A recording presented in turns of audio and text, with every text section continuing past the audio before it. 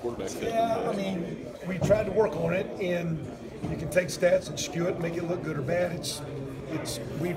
We've gotten in the ballpark where we've got catchable balls.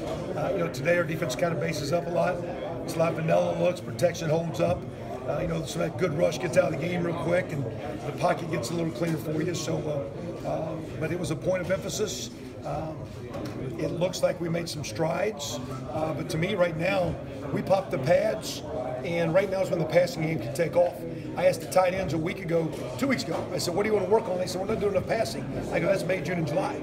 When I got shoulder pads on here for these 15 days, we need to thump a little bit and block and pass pro. And so to me, we've made some great strides in spring. The coaches get removed when the ball's out, but I think those kids can have huge jumps in the passing game, can really keep moving these next 3 months. Coach, are you going to coach from the press box this season, or are you going to coach from the field? Hadn't talked about it. I think it's better from the box, but what Coach says, what Coach Day thinks. Sometimes, as a quarterback guy, he might want to see coverages, but sometimes talking to JT eye to eye is a little bit better. So we'll, right now we're on the field all the time. Most of my career calling plays was in the box. The last 6 years, because I was the head guy, I was on the field still calling a lot of plays. We'll wait and see and discuss with Coach. That's a long way out. And also, it'll be a discussion with Coach Day and what he thinks is best for what he wants to see, but also communicating with the quarterbacks, communicating with the receivers. And obviously the benefit, you can see the field better from the box. You can just talk more about that and the benefits of coaching from up there if you do that. And it's calmer. Like today, I actually jacked a couple calls up language-wise because you're flipping things in your hand, and like up there you can really sit down and write and see. And you see coverage, but it's a little bit more calm. Also in my world too, because you're coaching tight ends, if you need to talk to a player, it's a one-on-one conversation, so you can get him on the headphones. When I used to coach offensive line, you want to be on the field because you want to have a conversation that 2 or 3 or 4 people can hear.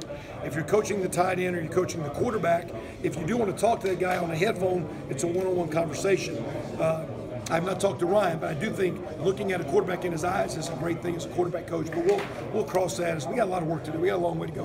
And what is your last question? Because I got to get Kevin out of here. Today, and how much of it did you see? We kind of did a lot of things we've been practicing. We didn't necessarily try to hide things. We didn't try to throw everything out there. I thought we'd had a solid spring. A lot of areas need improvement. I just wanted, because we're playing enough young guys, that when we came into the arena, they didn't make all the good things I've seen in practice bigger than it was. And you get the crowd noise, you get the fans in your eyes and your ears start hearing things. Do you just hear the call, you get your eyes on your job and do your job. And so like with Luke Farrell, A.J. Alexander in my position, or with DeMario and some of those backs or young receivers, young quarterbacks, young linemen, a couple of old linemen, hey, do you just go back and do the things that we've been coaching to do? And when we watch tape, that'll be the interesting thing. Did they make the day because it's a game bigger than it was, or they carry what's been a lot of good fundamental work to the field today? Great, Coach. Thanks, guys.